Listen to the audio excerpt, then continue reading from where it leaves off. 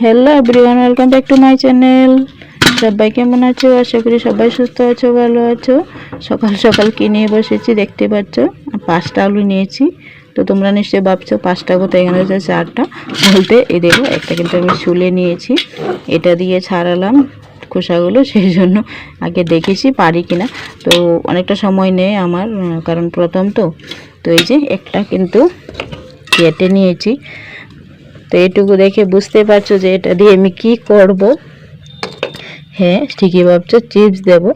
তো একটা কেটে দেখো, দেখো বুঝতে পারছো কতটা পাতলা করে কেটেছি। যতটুকু সম্ভব ততটুকু পাতলা করে কেটেছি। তো বাকিগুলো আমি কেটে নিই।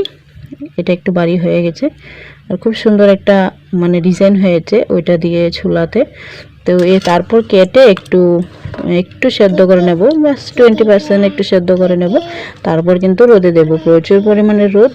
তো অনেক দিন ধরে ভাবছি দেব, তো আজকে একটু ট্রাই করি। আর দেখো উনি কী করছে, তারে দেখ এই যে দেখো কতটা পরিমাণে রোদ উঠেছে, প্রচুর রোদ। সেজন্য একটু এগুলো বানিয়ে রোদে দিয়ে দিই তাড়াতাড়ি। এখন বাজে কয়টা দেখি, তো 9:30 বাজে। এখন আমি এগুলোকে তাড়াতাড়ি রেডি করে নিই। এই তো এখন আমি বাকিগুলো সুন্দরভাবে কেটে তো নিয়ে নিচ্ছি। অনেকটা সময় লাগিয়ে কিন্তু আমার এগুলোকে ছুলতে হচ্ছে, কারণ আমি পারছিলাম না প্রথম তো। তো সোনা সাইডে খেলা করছে।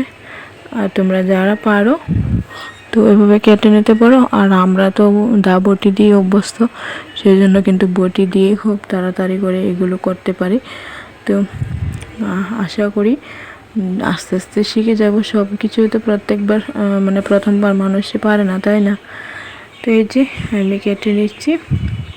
আর তোমরা যারা আজকে ভিডিওটা এখন পর্যন্ত লাইক দাওনি, তো লাইক দিয়ে ভিডিওটা দেখা শুরু করবে। আশা করি শেষ পর্যন্ত থাকবে, তোমাদেরও একটু ভালো লাগবে। আর যদি আজকে নতুন বন্ধু এসে থাকো, তাহলে প্লিজ চ্যানেলটাকে সাবস্ক্রাইব করে বেল আইকনটাকে ক্লিক করে রাখবে, তাতে করে নোটিফিকেশান তোমাদের কাছে চলে যাবে। আর আশা করি আজকের আমার আলুর পাঁপড়টা বলতে চিপস যেটাকে বললি, তো একটু হলেও তোমাদের ভালো লাগবে। তো দেখতে থাকো শেষ পর্যন্ত। খুব কষ্ট হয়েছে, দেখতে পেলে কতটা সময় লেগেছে আমার একটা আলু চলতে। তো আস্তে আস্তে ঠিক হয়ে যাবে, সেজন্য ট্রাই তো করতেই হবে। এখন এই যে আমি খুবই পাতলা করে কেটে নেব।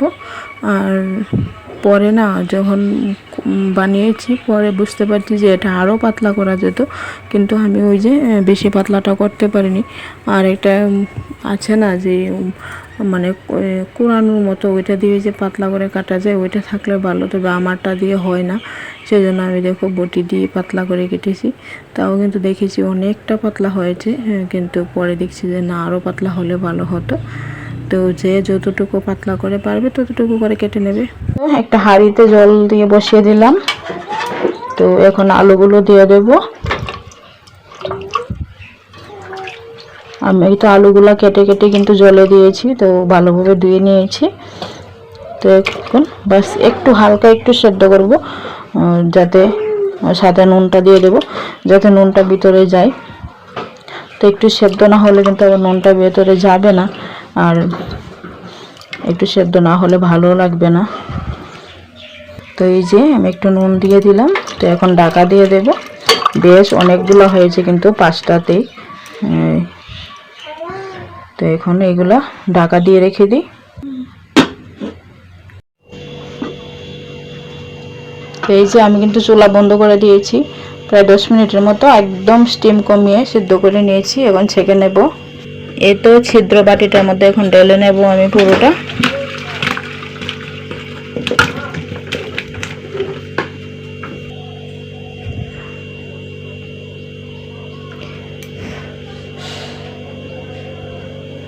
সেদ্ধ হয়নি কিন্তু একদমই সেদ্ধ। এই যে একদম পাতলা যেটা, এটা একটু সিদ্ধ হয়েছে, বোঝা যাচ্ছে।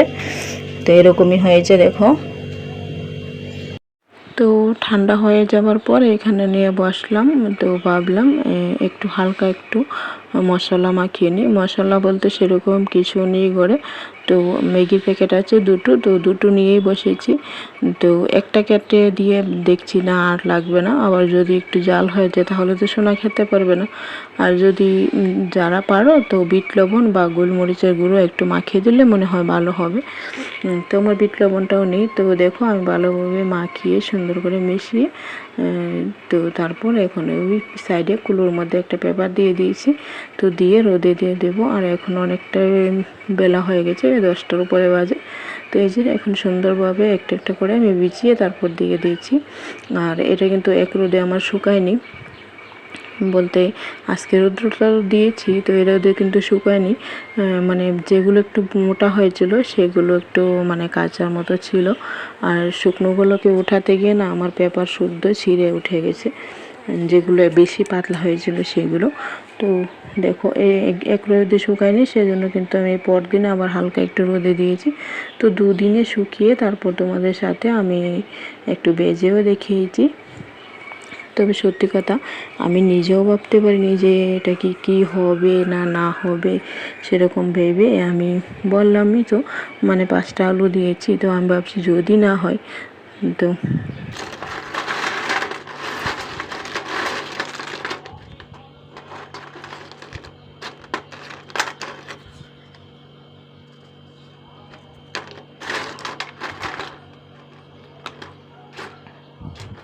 আমার থালে আওয়াজটা শুনে নিশ্চয়ই তোমরা বুঝতে পেরেছো যে এটা কতটা পরিমাণে শুকিয়েছে। তো সত্যি কথা আমি বাজার পর নিজেই খেয়ে মানে মুগ্ধ, আমি নিজেই ভাবছি যে এটা আমি বানিয়েছি সত্যি। তবে তো সেই জন্য তোমাদের সাথে আমি একটু ট্রাই করে দেখিয়েছি। তো বললাম না দুদিন পর, তো দুদিন পরে কিন্তু আর আমার কাছে সাদা তেলটা নেই। তোমাদের দাদাভাইকে সে তো কতদিন ধরে বলছি যে আমাকে একটু সাদা তেল এনে দাও, কিন্তু সাদা তেলটা আমাদের ঘরে আনেই না। তো দেখো সর্ষে তেল দিয়েই ভাজি করে নিয়েছি, আর খুব সুন্দরভাবে কিন্তু ফুলেছে। তোমরা দেখতে পাচ্ছ, বোঝা যাচ্ছে কিন্তু এটা ফুলে গেছে। তো যাদের সাদা তেল ঘরে থাকে সাদা তেল দিয়ে ট্রাই করবে, তাহলে মনে হয় একটু সাদা সাদা হবে, ভালো হবে। তো আমি উপর দেওয়ার পরে কোনো মশলা দিলাম না, পরে আবার উপরে একটু ম্যাগি মশলা ছড়িয়ে খেতে কিন্তু বেশ দারুণ লাগবে। তো আমি আর দেওয়া হলো না, কারণ সোনা খাবে সেজন্য। তো এই যে ছেঁকে উঠিয়ে নিলাম পেপারে, তারপর আমরা মা মেয়ে খেয়েছি, একটু সোনা পাপার জন্য রেখেছি। আর আমি খেয়ে আমার মুখের রিয়াকশানটা দেখে তোমরা বুঝতে পারবে যে এটা কীরকম হয়েছে। তো দেখো এখন আমরা বসেছি। তো আশা করি তোমাদের আজকে এটা ভালো লেগেছে। তো আমার মুখের হাসিটা দেখলেই বুঝতে পারবে। তো আজকে এখানে বিদায় নিয়েছি, খুব সুন্দর দোকানের মতোই হয়েছিল। তো আজকে এখানেই টাটা, সবাইকে সুস্থ থাকবে, ভালো থাকবে, শুভরাত্রি।